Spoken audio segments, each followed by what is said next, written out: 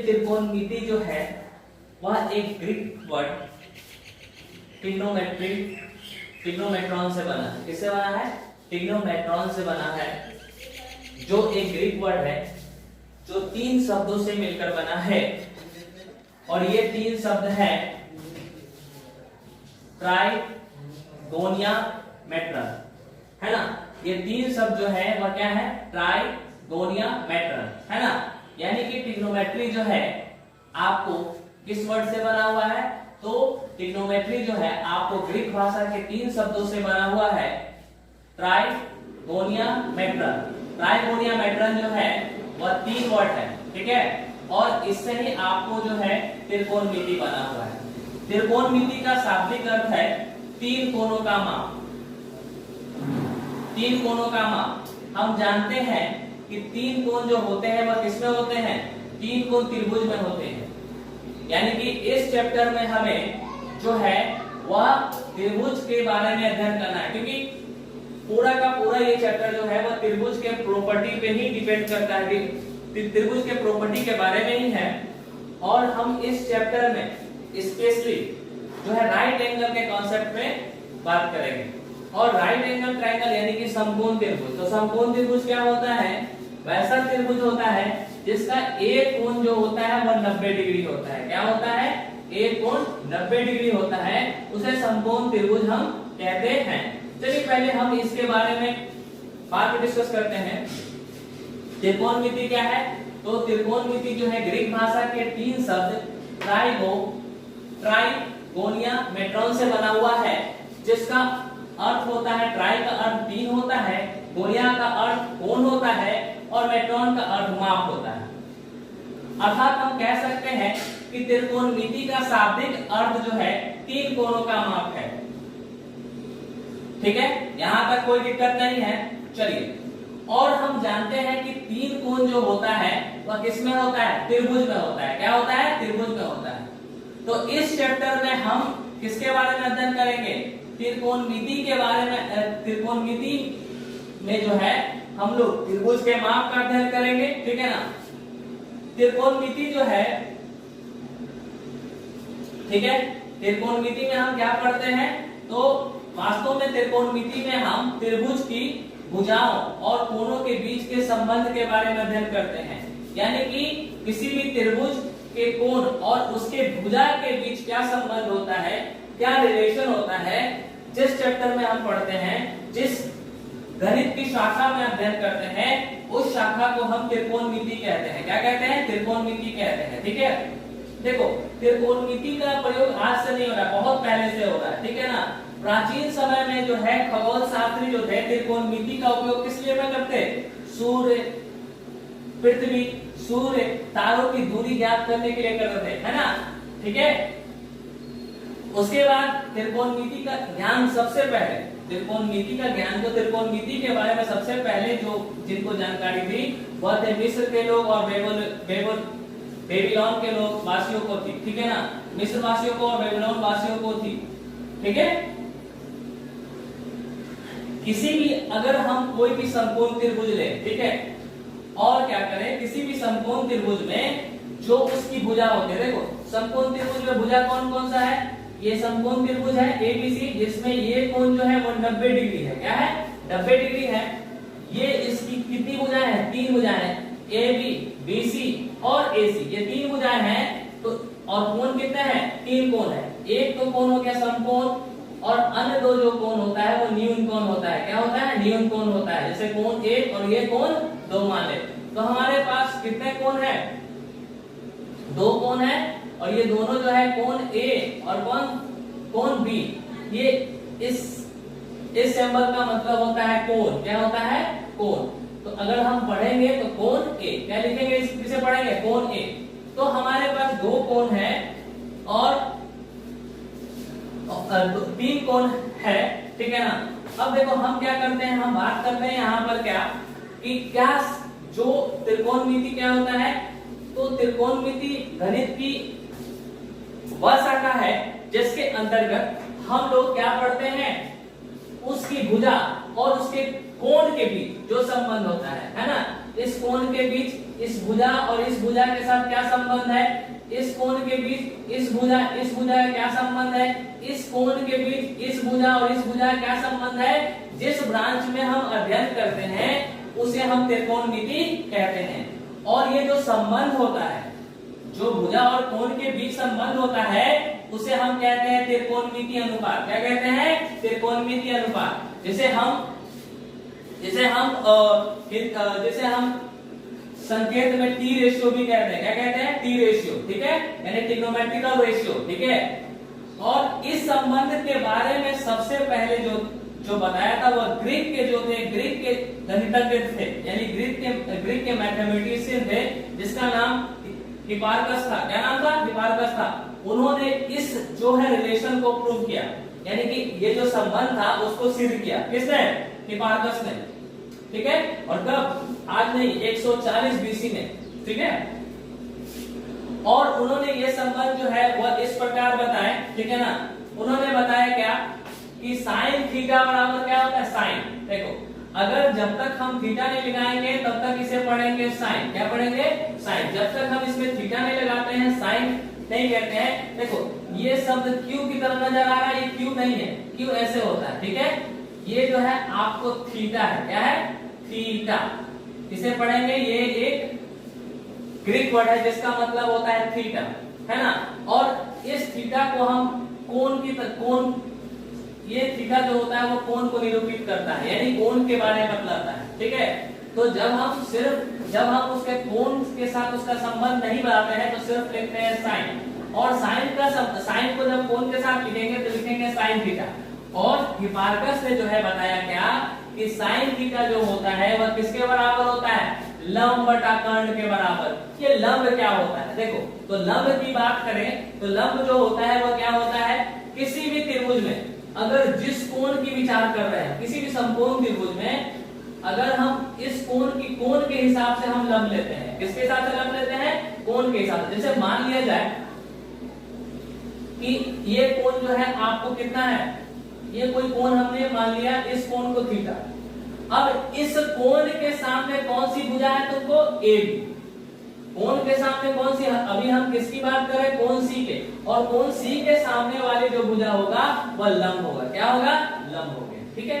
अब देखो, मैंने बताया था कि ये एक समकोण त्रिभुज है और जिसका कोण बी जो है वो क्या है, 90 डिग्री है, ठीक है। ओके, कोण बी 90 डिग्री है, तो कोण 90 डिग्री के सामने वाला जो भुजा होता है, 90 डिग्री के सामने वाला जो भुजा होता है, ठीक है ना, 90 डिग्री के सामने वाला जो भुजा होता है वह क्या होता है, वह आपको कर्ण होता है। क्या होता है, कर्ण होता है। जो 90 डिग्री के सामने की जो भुजा होती है वह कर्ण होती है। क्या होती है, कर्ण होती है। और हम जिस कोण पे विचार करते हैं, ठीक है ना, और हम जैसे अभी किस पे विचार कर रहे हैं, सी पे विचार कर रहे हैं, उस कोण के सामने वाली भुजा को हम क्या कहते हैं, लंब कहते हैं। क्या कहते हैं, लंब कहते हैं। यानी कि कोण के सामने वाली भुजा जो है हमारा लंब है। तो इसमें जो है कर्ण कौन सा है, देखो 90 के सामने जो है भुजा AC है, इसलिए कर्ण क्या होगा, AC होगा, ठीक है। अब देखो, उसके बाद अभी हम कोण किस पे विचार कर रहे हैं, C पे विचार कर रहे हैं। तो कोण C के सामने वाली भुजा कौन सी है, AC।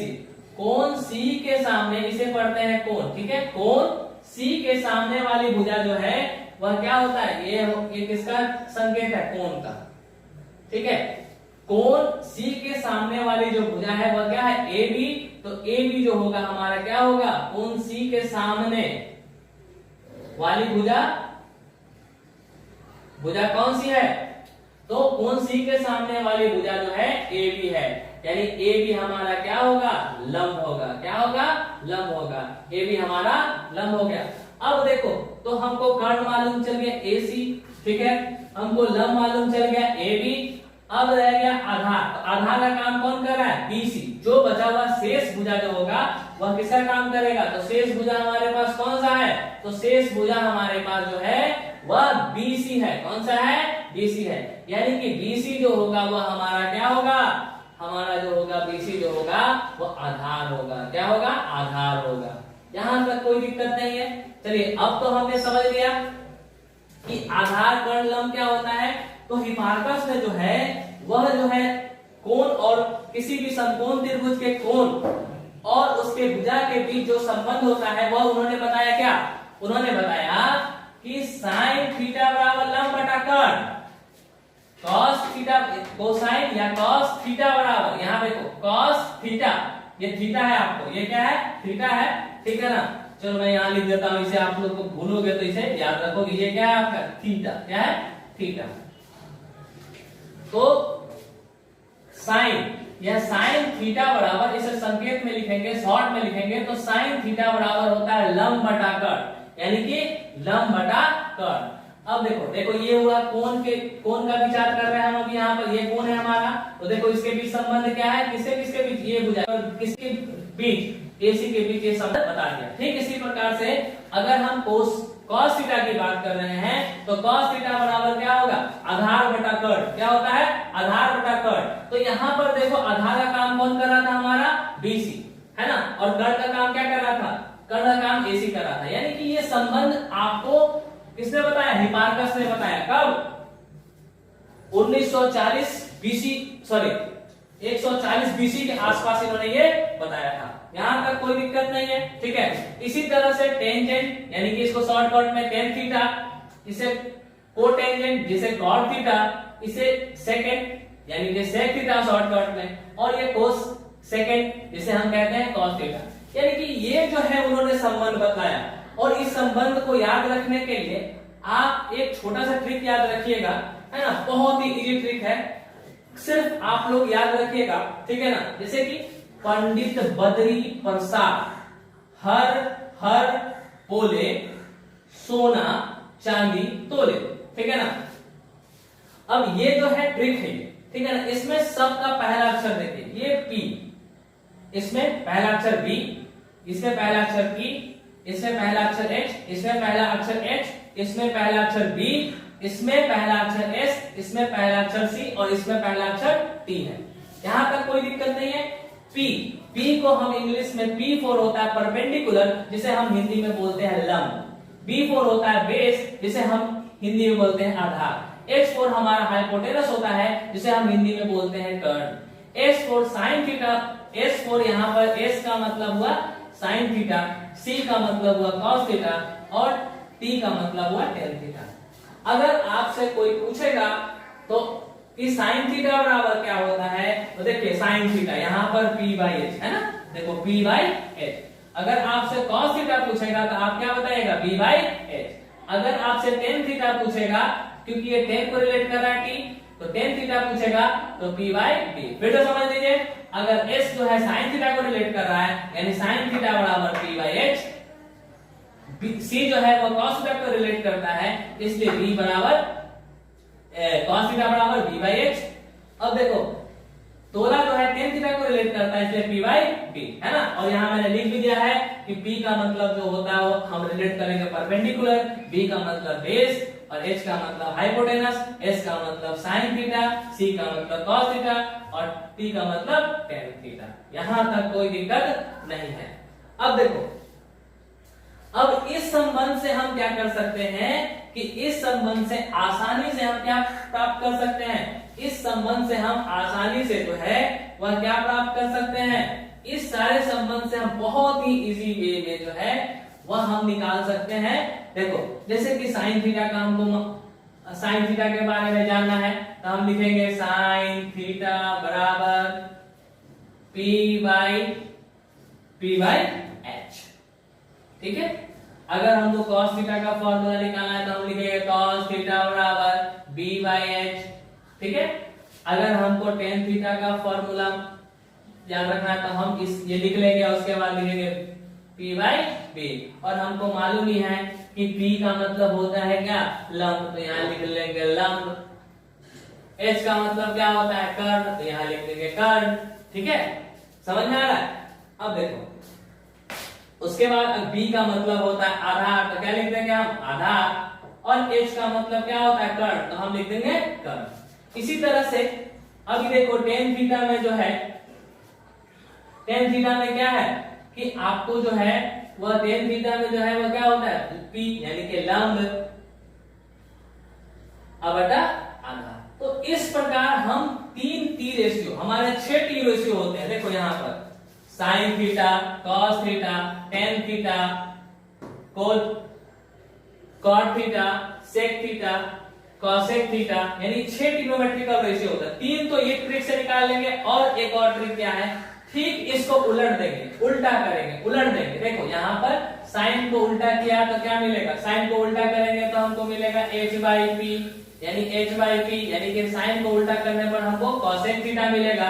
सेक को उल्टा करेंगे तो हमको क्या सॉरी कॉस को उल्टा करेंगे तो सेक थीटा मिल जाएगा, यानी कि कर्ण को ऊपर और आधार को, अगर आधार को ऊपर और सॉरी कर्ण को ऊपर और आधार को नीचे करेंगे तो हमको क्या मिल जाएगा, हमको कर्ण को ऊपर और आधार को नीचे, सॉरी यहाँ पर मिस्टेक है, आधार यहाँ होना चाहिए क्या, आधार, ठीक है। कर्ण को ऊपर और आधार को नीचे करेंगे तो क्या हो जाएगा हमारे पास जो हो जाएगा वह कॉसेक थीटा मिल जाएगा। इस तरह से हम क्या कर सकते हैं कि टेन का उल्टा जो होता है, टेन का उल्टा क्या होता है, कॉट थीटा होता है। और ये सारे रिलेशन जो है हम लोग क्या करते हैं, त्रिकोणमिति में आसानी से पढ़ लेते हैं। इसको उदाहरण लीजिए।